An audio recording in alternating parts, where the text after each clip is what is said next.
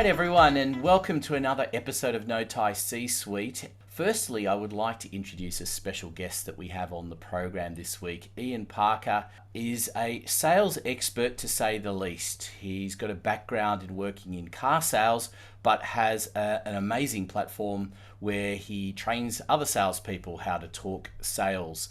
And we thought we'd grab him as a guest today because we have a topic that really does revolve around sales that we've been asked, which is the danger of sales leading the business direction. And I suppose there are the ins and outs of sales leading the business direction. And I wanted to start by actually introducing Ian to the conversation and just get his immediate gut reaction to that question that's been thrown at us. Is there a danger in sales leading the business?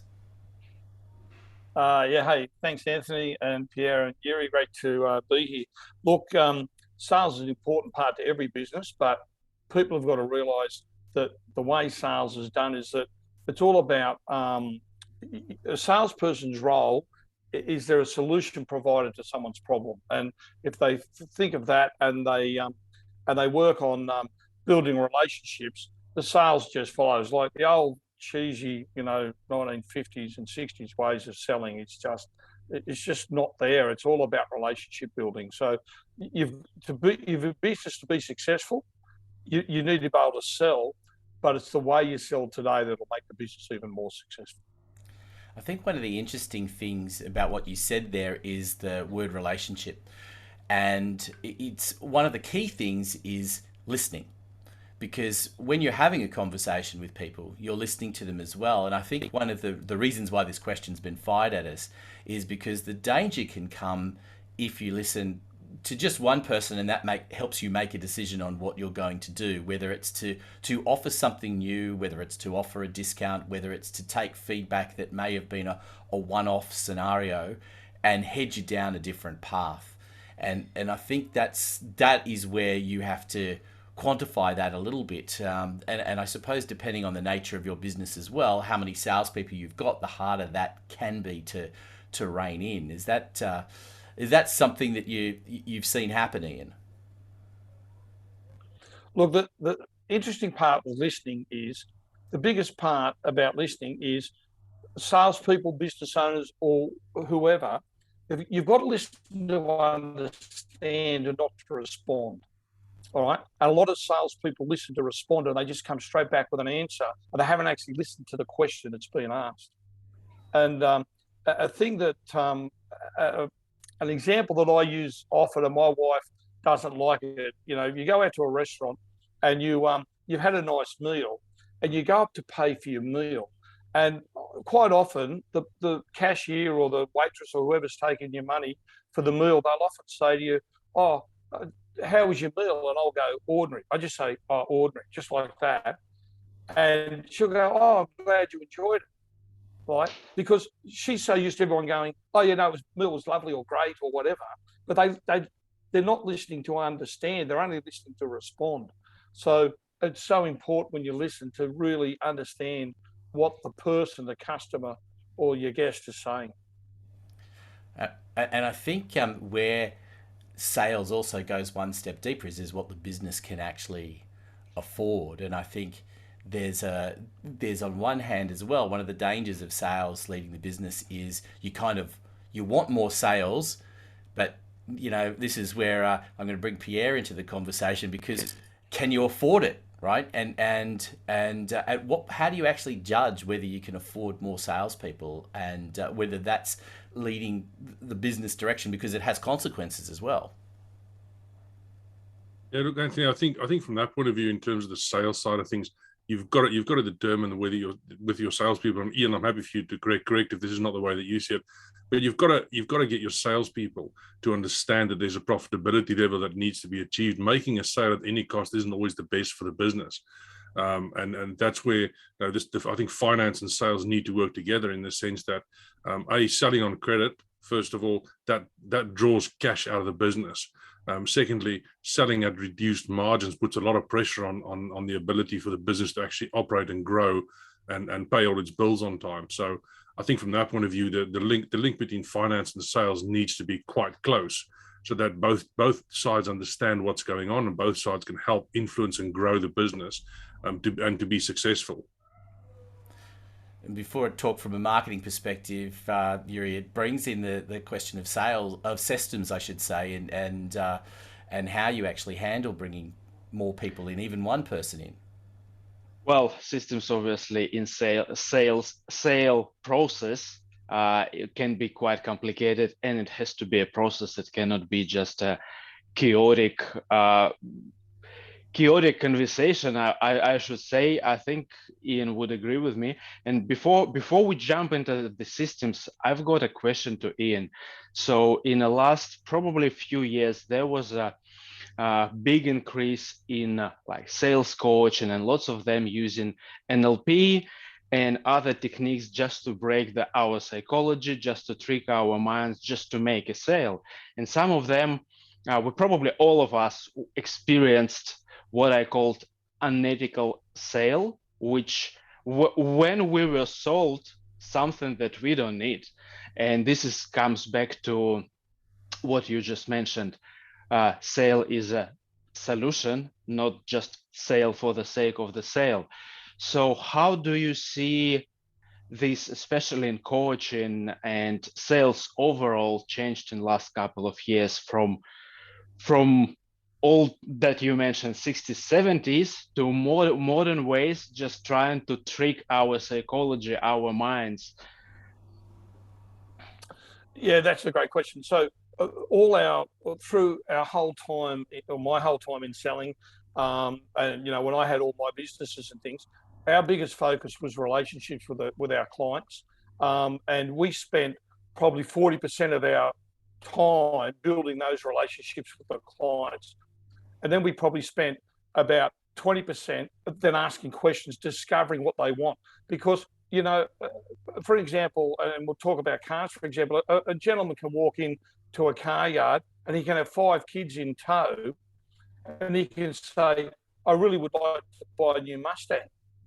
Now, he might like to buy a new Mustang, but it's not, when you ask the questions and find out it's a family car and we like to go camping and fishing, the Mustang's not the answer. It suits 4 people. So there's going to be the wife and 1 child left at home all the time, and he's not going to be able to take it camping. So you got to ask those right questions. So if you spend 40% of your time on building relationships with that person, and then 20% of the time, discovery questions and things, and then you spend another, 20% of the time showing them through the product or what they're looking for, and then the close is real easy. It's only 10% of it. The problem was that a lot of people, and sadly they still do it today, they spend 80% of the time trying to close the person, and because they haven't built a relationship with them, they haven't discovered exactly what they want by having a good discovery session.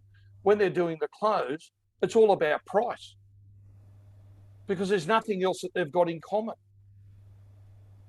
Yeah, thank you. And now the question about, this is very close to me, the question about sales. As I mentioned, as I look at it, sale is a process, and it's process by itself, and it's a part of bigger process which starts from the marketing and ends with not it ends, but ends up in delivery and further support and maybe another sale. So what systems are the most effective, or and you use for sales these days?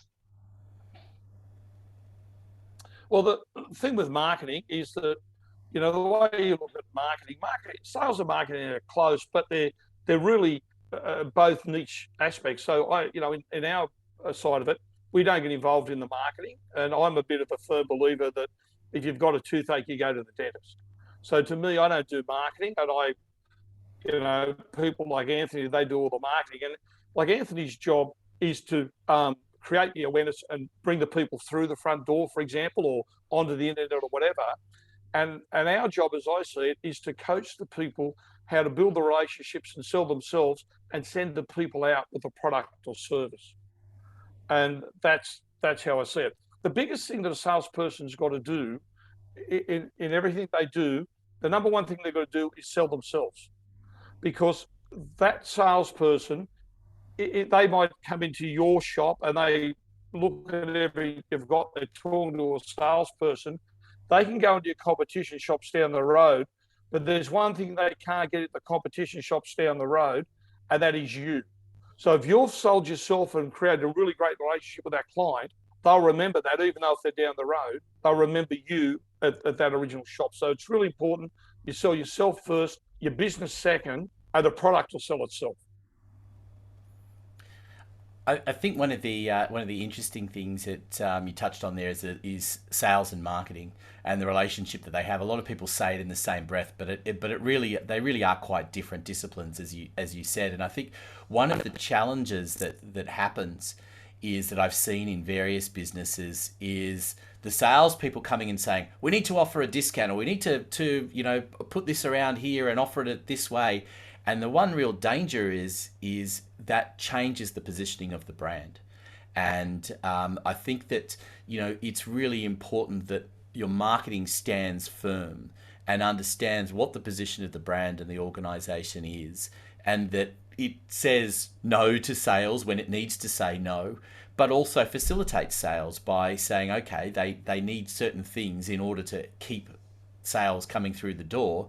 So does there need to be some changing in wording and things to do that? There possibly does, but it doesn't necessarily need to be that the salesperson is not the marketing expert. And I think that that's a really important differentiation. And it's easy to fall into that trap, because we can all look on Facebook, for example, and we'll see any products that we've been looking at recently, you'll see 6 more come up with discounts attached to them. And those discounts, tell you different things about those businesses. So I think it's an important differentiation that there is a good relationship between the two, but that each knows its place. Yeah, 100%. I think to add to that, Anthony, and you would have seen this from your side, and I see it from my side a bit, that, I'll go into businesses and I'll say, look, we've had this marketing guy and things just haven't worked with him. And the leads he's been giving me haven't been great. And when I do an assessment on each of the salesperson, I'll say, you can't blame the marketing guy, because your salespeople don't have the skills to do their job. And if they were skilled up to do their job, the leads the marketing guy brings in are quite okay. But, they when they hire a marketing guy, they think, oh, the leads are going to come in and they're just going to put their hand up and go, please sell me your widget. And it's like, when the salesperson, the sales coach comes in, the business owner still has to do a couple of little things from their end, because we're not with them all the time. And we'll say to the business owner, if you can ask your people 3 questions every day, that's all you need to do, and I can do the rest. But the business owner says, oh, no, I don't want to do anything. You're going to do it all. Well, I can, but I can only do it if I'm on your premises 24/7. So the business owners that don't want to do their little bit, they've got to realise they've got to do their little bit, whether it's a little bit to help the marketing work or their little bit to make the sales coaching work. It's all, you can't just wave a magic wand and say, well, someone else has got to do it for me. And Pierre, I think that the key is as well is keeping both sides, keeping the finances under control, because both like to spend a bit, don't they? The salespeople want a few more tools, the marketing people want more stuff happening. The business wants more more people involved in the selling, and then the systems sort of fall down because you got to deliver. So how do you keep it under control? Look, I think from that point of view, a lot of it is to do again with that communication, keeping the communication channels open. There's a couple of things, and Yuri can attest to this as well. A very simple system that most of the sales guys use be like a CRM type system. The issue that a lot of finance guys have with it is that there's either a monthly cost or an upfront cost to the setup, and then in 2 months' time they go, well, where's all the results that we were promised? And a lot of systems from that point of view, it takes a bit of time to build up, because you've got to build up the history, you've got to build up the clientele, you've got to build up the information in there for it to be able to be usefully used. And from that point of view, it does take a bit of time. So I think that communication side of going, hey, can we get some quick wins? Can we get some money into the business? And also, what's our longer term goal? Like, in terms of marketing, what are we spending on marketing and that awareness versus what are we spending on advertising and getting that immediate call to action, and getting the guys through and linking with what Ian said about the leads coming through and go, are our salespeople trained up, and do we need to spend the right money on getting the guys trained up to be able to get those leads converted into kind of what we need as customers? And then again, at the same time, what we've spoken about before, it's about saying those customers that we've purchased of us, is it a one-off purchase, or is there potential to have recurring business from those customers? Because retaining that customer makes it a lot easier for the business to actually kind of keep earning from them. And that customer acquisition cost are from the beginning versus the second, third, and fourth sale, and the significant decreases that we know happens in those areas. So I think from that point of view, it's vitally important to make sure that when you do invest in, whether it's a system or whether it's the marketing, whether it's advertising, is to understand that there might be a delayed payoff, but at the same time, from a finance point of view, making sure that payoff does actually happen and does actually occur, and it converts into a potentially good customer form for the business. I just wanted to add on affordability from financial side. I think it's very important to keep in mind that delivery capacity is another variable that needs to be taken into account, talking about more sales, because it's very common when companies sells more than they can deliver, and this hits the reputation and then affects marketing, finance, and further sales. So it's a chain reaction. And also Pierre mentioned about the CRM. I think this is one of the very important parts, just to maintain the process from marketing, inside the marketing, and from marketing, then transition to sales, within the sales, just sales scope. Another system needs to be in place just to keep everything in order. Otherwise, things getting everywhere, and it's very hard to organize and manage. I think we just to wrap things up, Ian. Any final words of advice as far as you're concerned, from a sales point of view, in not just staying in the laneway, but contributing to the business? Look, I think one of the things is that it's just got to work together as a team. And if you've got a bit of a higher ticket item, and I'm talking things over $1,000 and $1,500 like ticket items, you can actually, if you work out what your margin is, you can work out what percentage of that margin am I prepared to put on every widget that I sell towards marketing. All right. And that's a way of controlling that so it doesn't get out of control. So if you sell, you might say, I'm going to put $100 aside for every widget that I sell. If I sell 10 widgets a month, that means I've got $1,000 for marketing for this month. And if you sell 20 widgets that month, you only spend $1,000, then you've got $1,000 up your sleeve for future marketing if you want to do an end of financial year sale or things like that. But I think the important thing is just to work as a team with the business and not think I'm the only one out there, I'm the only one that matters because I'm in sales, or I'm the only one out there because I'm in marketing. It's got to all work together because the whole business has got to be profitable. Yeah, and I think just to wrap things up, that's it. That's 100% true. And I think what we've done today is exactly what every business should do. You need to bring the 4 or 5 components of your business together on a regular basis and have an open discussion about where things are at, and whether they're all internal resources or some are outsourced. I think the same thing needs to happen.